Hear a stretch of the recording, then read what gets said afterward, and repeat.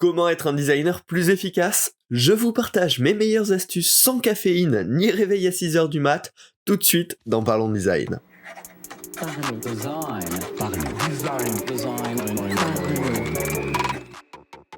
Parlons Design saison 6 est supporté par son partenaire privilégié, la KakeTOS Academy. La nouvelle façon de se former au design. Salut, c'est Romain, bienvenue dans Parlons Design. Aujourd'hui, on va parler de 5 hacks de productivité pour les designers. Alors bien sûr, ce que j'appelle productivité dans cette vidéo, c'est vraiment le fait d'enlever le superflu, d'éviter la charge mentale inutile. Donc vous allez voir, c'est pas des astuces de grands malades. Normalement, tout le monde peut les appliquer. Et c'est vraiment juste des petits boosts qui vont faire gagner en efficacité et qui, pour moi, en tout cas, m'ont été super agréables. Et je vous avoue que je suis un petit peu accro à ça, trouver ces petites astuces, trouver ces petits hacks. Donc je vous ai fait une compilation de mes 5 hacks préférés que je vous partage tout de suite.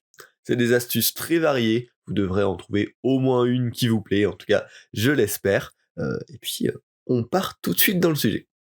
Alors l'astuce numéro 1, j'ai voulu commencer celle-ci parce que c'est celle qui paraît la plus bête mais que j'aime tellement, c'est tout bêtement d'augmenter la sensibilité de votre trackpad ou souris au maximum du maximum.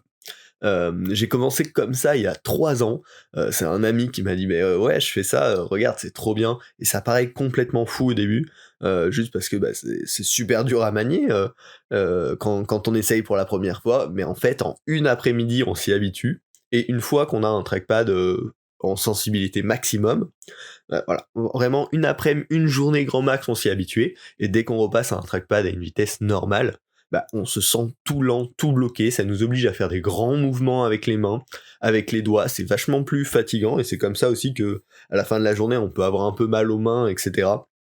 Alors qu'en passant la sensibilité au maximum, on va faire des gestes beaucoup plus petits sur notre trackpad, notamment avec une souris ça marche aussi, mais c'est moins flagrant, donc on va avoir les doigts moins fatigués, on va juste être du coup beaucoup plus précis parce qu'on s'est habitué à cette haute sensibilité, et donc on va aller beaucoup plus vite spécifiquement à l'endroit où on le souhaite, etc. Et donc c'est vraiment juste un petit game changer extrêmement simple à appliquer. Je vous le dis, voilà. Préparez une bonne après-midi où vous êtes moins efficace. En fait, vous allez vous y faire extrêmement rapidement. Et puis ensuite, tout simplement, vous aurez plus de confort pour les mains, plus de rapidité à naviguer sur votre ordinateur. Et donc c'est tout bénef. Autour de ça, pareil, si vous êtes un utilisateur trackpad, je vous recommande d'apprendre un petit peu les gestes pour naviguer d'un bureau à un autre, toutes ces petites astuces-là, parce que pareil, ça fait gagner beaucoup de temps une fois qu'on y est habitué. Voilà, c'était la petite astuce légère, un petit peu inattendue pour commencer, et on va pouvoir passer à la seconde. La seconde, c'est de prendre contrôle de son temps. Alors, comment on fait ça ? 2 choses, on se permet de bloquer du temps de focus dans notre calendrier. On a le droit de mettre un gros bloc de 1 heure, de 2 heures, pour dire je travaille là-dessus.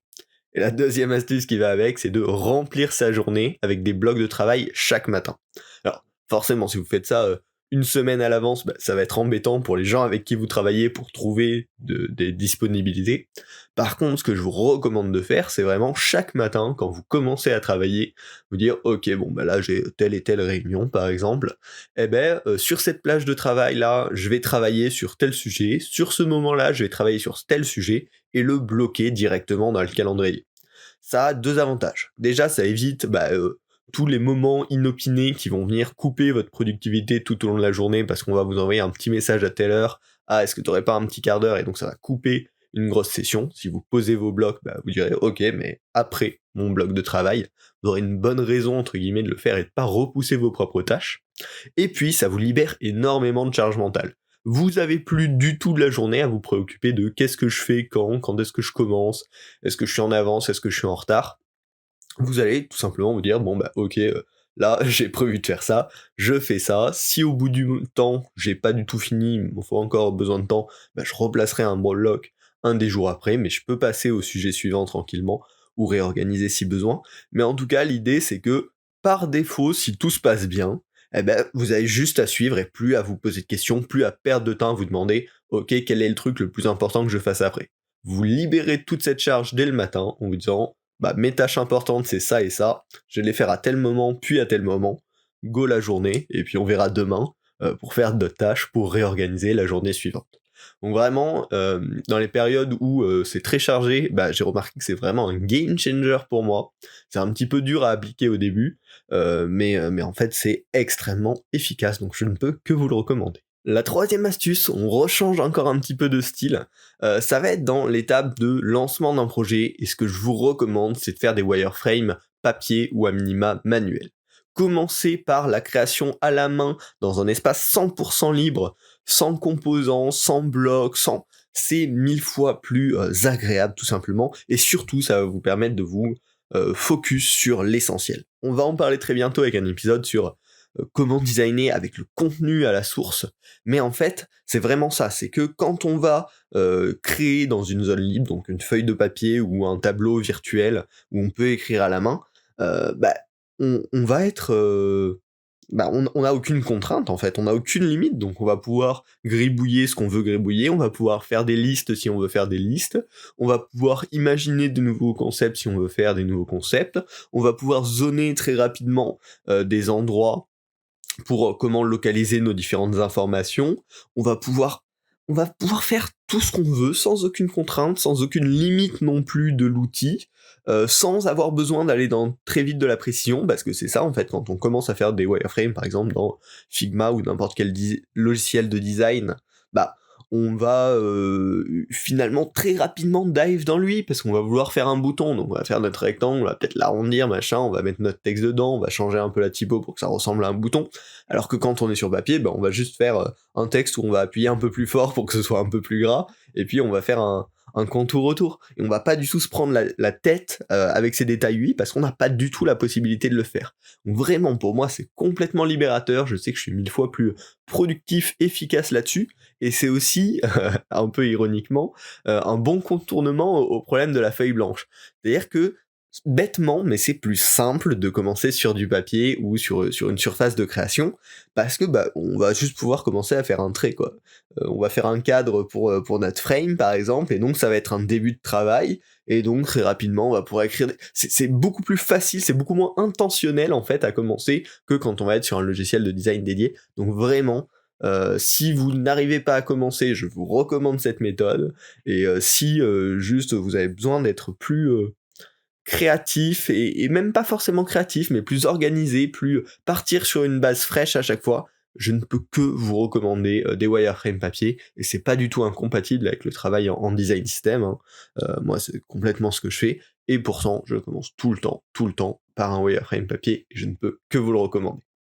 Ça tombe bien, parce que cet épisode est d'ailleurs sponsorisé par l'application Concept, mon app préférée pour le wireframing manuel sur iPad.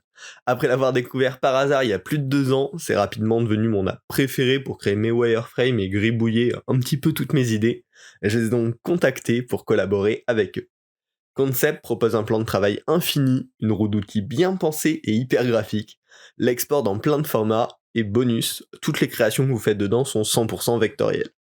Pas encore convaincu? Vous pouvez profiter de brushes variées, d'un système idéal de palette de couleurs, et même d'une librairie de composants vectoriels personnalisables.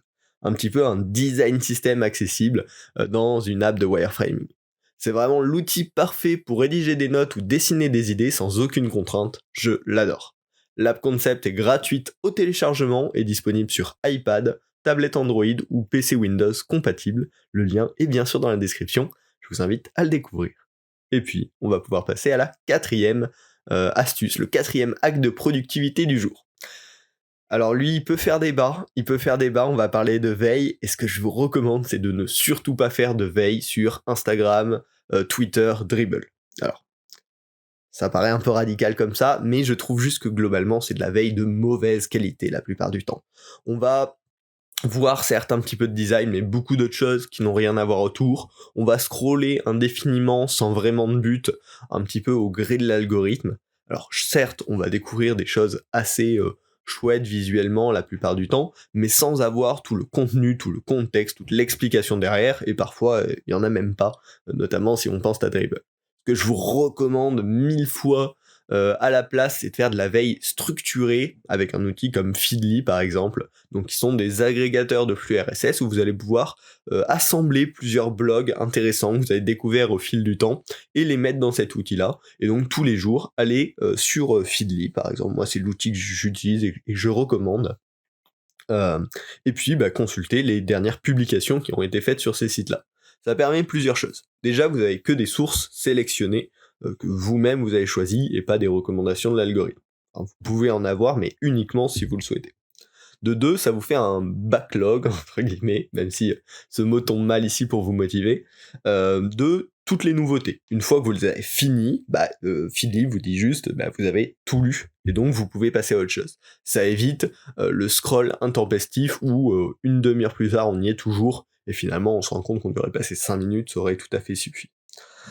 Et donc voilà, pour ces deux raisons, je vous recommande vraiment d'arrêter la veille non structurée qu'on a tendance à faire sur les réseaux sociaux et de passer plutôt sur de la veille structurée avec un outil comme Feedly par exemple. Il y a plein d'épisodes dédiés sur le podcast avec les ressources que je vous recommande, comment je gère cette veille-là. Et vraiment, pour moi, c'est un hack de productivité monstrueux. On y passe moins de temps, on a de la meilleure qualité derrière. Donc voilà, passer à de la veille structurée, c'est un game changer pour apprendre de nouvelles choses dans le monde du design. Enfin, on va pouvoir arriver à la 5e astuce de ce podcast, et ça va être tout bêtement d'optimiser l'usage de vos applications. Alors ça passe notamment par la navigation au clavier, qui est clairement quelque chose qui fait gagner un temps monstrueux. Ça va être peut-être un quart d'heure par jour, mais globalement, voilà, ça représente quelque chose pour un coût inexistant, c'est que du plaisir, j'ai envie de vous dire. Pour ça, il y a plein de petites méthodes que vous pouvez adopter, mais c'est notamment d'apprendre des raccourcis clavier au fur et à mesure. Si vous donnez un petit challenge où vous apprenez pendant un mois un raccourci clavier par jour, vous allez voir qu'à la fin, vous aurez des bons petits hacks de productivité qui vous simplifieront la vie. Tout bêtement, si on parle sur Figma de l'alignement des éléments, de créer un auto-layout juste avec un raccourci clavier, toutes ces choses-là, de naviguer dans les calques avec le clavier, ça fait gagner un temps monstrueux au quotidien, c'est un très bon hack de productivité. Donc lancez-vous ce petit challenge, apprenez un raccourci clavier par jour, et vous verrez le gain d'efficience juste après, qui sera formidable. Dans la même veine, ce que je vous recommande aussi, c'est d'utiliser une barre qui s'appelle Alfred, qui est dispo sur Mac et qui permet de naviguer comme ça dans son Mac, avec le clavier aussi, d'ouvrir des applications, de faire des recherches sur internet directement, sans avoir à cliquer nulle part. Et voilà, utiliser le clavier au quotidien, c'est un gain d'efficacité phénoménal et en plus hyper agréable, on se sent un petit peu hacker. J'espère que ce podcast vous aura plu, j'aimerais beaucoup bien sûr entendre vos hacks de productivité à vous également. Vu qu'on est en format podcast, je vous recommande de me les envoyer sur LinkedIn. Puis en plus ça me fait toujours plaisir de pouvoir vous rencontrer, de discuter un peu avec vous. Donc on peut enclencher la discussion avec votre meilleur hack de productivité, n'hésitez pas. Les petites astuces que je vous ai partagées, elles sont hyper impactantes pour moi, j'espère qu'elles le seront aussi pour vous. Si c'est le cas, partagez le podcast, partagez ces astuces pour en faire bénéficier vos collègues, vos amis designers. Partagez-moi aussi vos astuces pour que je puisse apprendre grâce à vous. Et puis bien sûr, abonnez-vous au podcast pour ne pas rater les futurs épisodes. Je vous souhaite une bonne journée, salut.